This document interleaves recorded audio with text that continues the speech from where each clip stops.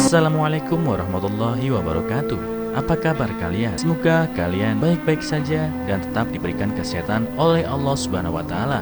Bantu channel kami dengan cara subscribe dan tekan tombol lonceng kalian. Terima kasih. Semoga kisah ini bermanfaat. Wanita tua berjalan melewati lubang got dan mendengar bayi yang menangis. Kehidupan seorang wanita tua mengambil giliran yang paling tak terduga dalam situasi paling aneh. Dia menemukan seorang bayi perempuan menangis di lubang got suatu hari. Erin adalah seorang wanita biasa berusia 70 tahun yang dibesarkan di rumah yang makmur. Ayahnya adalah penasehat senator dan mencari nafkah dengan baik, jadi sebagai seorang anak, dia tidak pernah melewatkan apapun. Bertahun-tahun kemudian ketika Erin berusia 25 tahun, dia bertemu cinta dalam hidupnya, Paul. Mereka menikah dalam upacara yang megah dan memiliki pernikahan yang bahagia selama 43 tahun, sampai kanker membunuh Paul. Sayangnya, Erin dan Paul tidak pernah memiliki anak karena komplikasi kesehatan Erin. Mereka mencoba segala macam perawatan yang mereka temukan, tetapi ketika mulai berdampak pada kesehatan Erin, mereka memutuskan bahwa mereka cukup untuk satu sama lain. Tanpa Paul, Erin merasa sangat kesepian dan dia sering menghabiskan waktu berjam-jam di taman dikelilingi oleh alam. Suatu hari dia meninggalkan taman dan menuju rumah ketika dia mendengar suara tangisan samar. Dia melihat sekeliling tetapi tidak ada satu jiwa pun yang terlihat kecuali seorang pria membaca buku di bangku. Ini tidak mungkin ada dalam pikiranku, katanya pada dirinya sendiri mencari-cari sumber suara itu. Tiba-tiba perhatiannya ditarik ke sebuah lubang di dekatnya.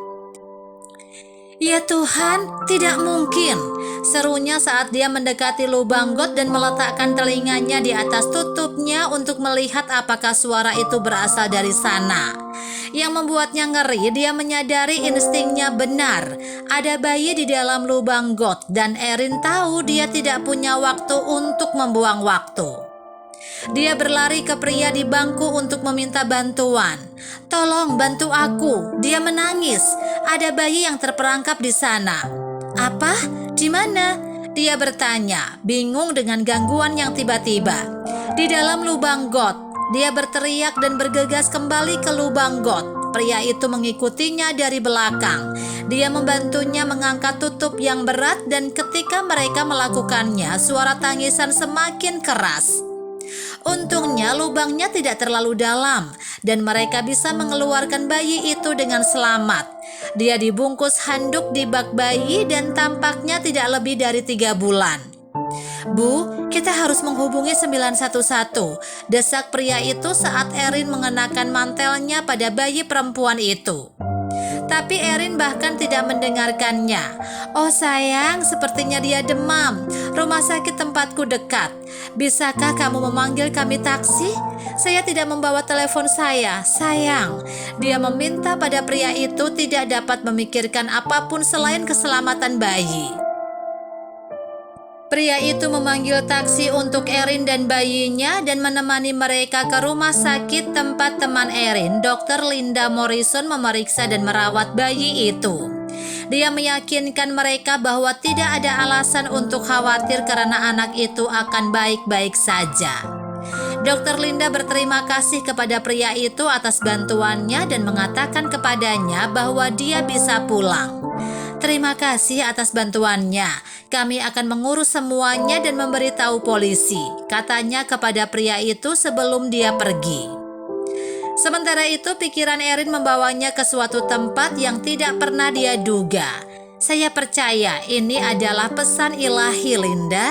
Saya selalu menginginkan seorang anak dan sekarang setelah saya menemukannya, saya merasa seperti kita ditakdirkan untuk bersama. Erin, kata Dr. Linda lembut, aku mengerti perasaanmu, tapi kita perlu memberitahu polisi tentang ini.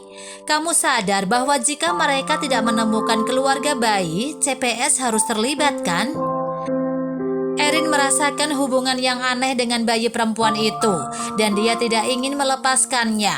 Tetapi dia menyadari bahwa akan salah jika menyimpannya untuk dirinya sendiri dan merampas gadis kecil itu dari keluarganya. Jadi dia menerima saran Dr. Linda. Setelah beberapa saat mereka memanggil polisi dan menceritakan semuanya. Bayi perempuan yang Erin panggil Angel tinggal di rumah sakit sementara polisi mencari orang tuanya.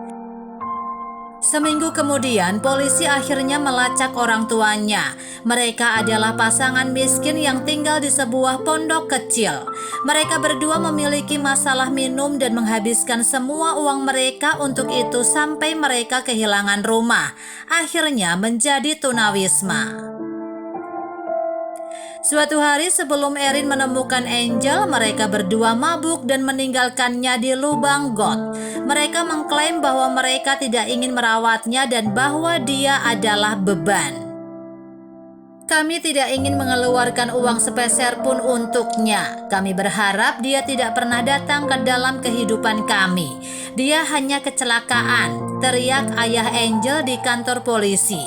Ternyata nama asli Angel adalah Sarah.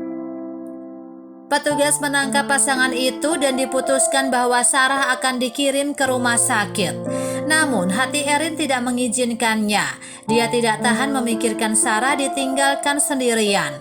Tetapi dia tahu dia tidak akan diberikan hak asuh bayi karena usianya. Ditambah lagi, Sarah akan sendirian lagi setelah kematiannya. Namun ada salah satu cara untuk memastikan Sarah tidak berakhir sendirian. Putri Dr. Linda tidak subur dan dia serta suaminya bersedia mempertimbangkan adopsi. Ketika mereka mengetahui tentang Sarah, mereka dengan senang hati menerimanya. Proses adopsi memakan waktu cukup lama, tetapi akhirnya Sarah secara hukum menjadi milik mereka dan mereka menamainya Angel.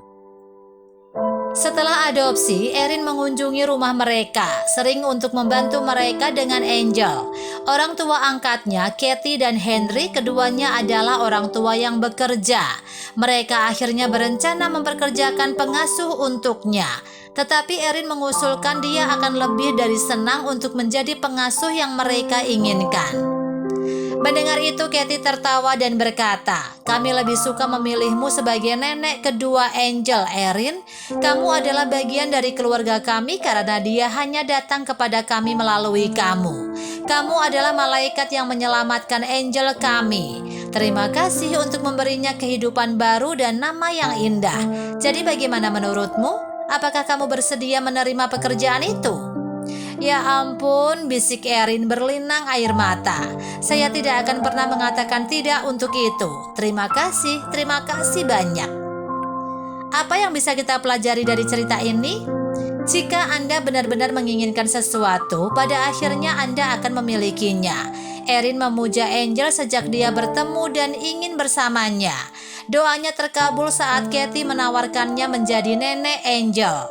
Keluarga tidak selalu berarti darah. Orang tua kandung Angel tidak ingin dia menjadi bagian dari hidup mereka. Tetapi Erin, Kathy, dan Henry memujanya.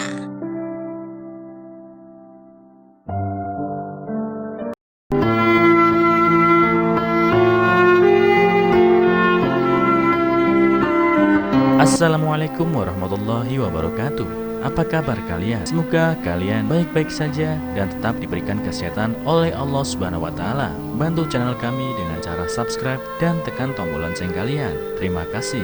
Semoga kisah ini bermanfaat.